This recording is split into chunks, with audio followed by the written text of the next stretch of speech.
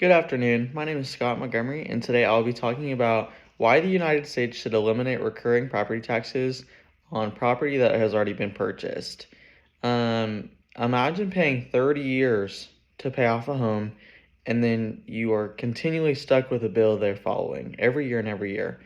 Um, I have three main points today that are talking about the problem itself or the need for the policy to be put into place, what a solution would be, and then what the benefits would be behind that as well. Um, I have all my notes compiled together, but along with that, I want to point out the need first of all. The need is that homeowners are never truly done paying for their home. Of course, I understand that there's a lot of expenses that come with the purchase of a home, such as, of course, the payment until it is paid off, as well as insurance, and then, of course, anything that may come up while that home is yours. So if a water heater goes out, you're gonna have to take care of it. If there's flooding, you're gonna have to take care of that as well. Hopefully, there's insurance enough to cover that, as well as insurance itself being its own expense that is rapidly growing in the United States currently. But one of the expenses that is either quarterly or yearly for a lot of homeowners is property taxes. With home values being on the rise currently, property taxes are a larger expense, especially for those that are in lower income areas or lower income brackets, as well as that currently own a house, just due to the value of said home rising over the time and it getting more expensive, more expensive.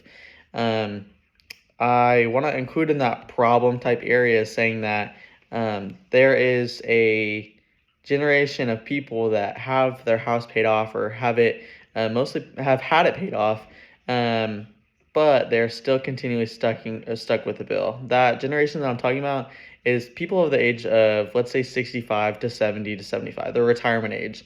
At that point, you're no longer consistently working and you are on a fixed income. You're getting a specific amount per month, whether that's one person, two people. However, at the time, you are getting a fixed amount.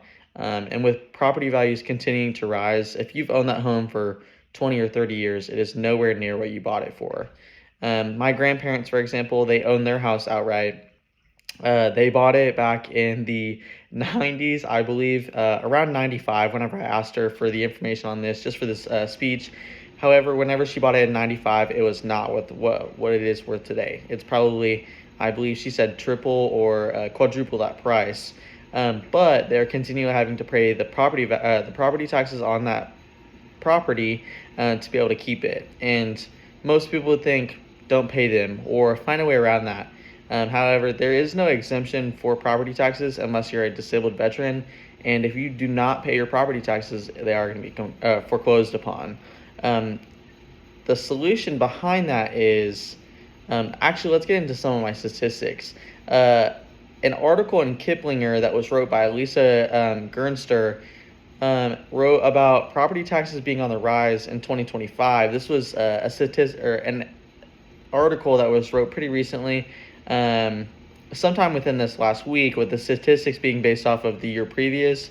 But it was the median household is probably they quoted 495,000, which is a little bit high in my opinion. However, that would mean that they are to on average pay 4,400 and then some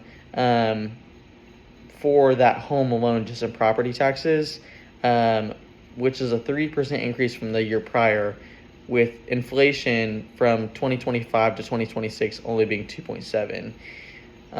Others significantly saw increases, like in larger areas such as Houston being 10%, Kansas City being 8%, and Baltimore being even up to 27%. Another source that I read is about an article about property taxes by the state, property taxes by state and country, wrote by Janelle Fritz, and it talks about how property taxes account for 30% of all state and local tax collections. That was wrote on March 16th of 2026. That is such a hard belief that the state is funded on property taxes. However, nowadays I'm not the most surprised. Another source that I was looking at specifically for the problem area is that homes have hit the highest foreclosure rate within the last 6 years. 6 years ago was COVID at that point, and so everything was a lot more expensive just due to how the economy was at that point in time. And COVID, of course, kind of dropped that inflation a little bit.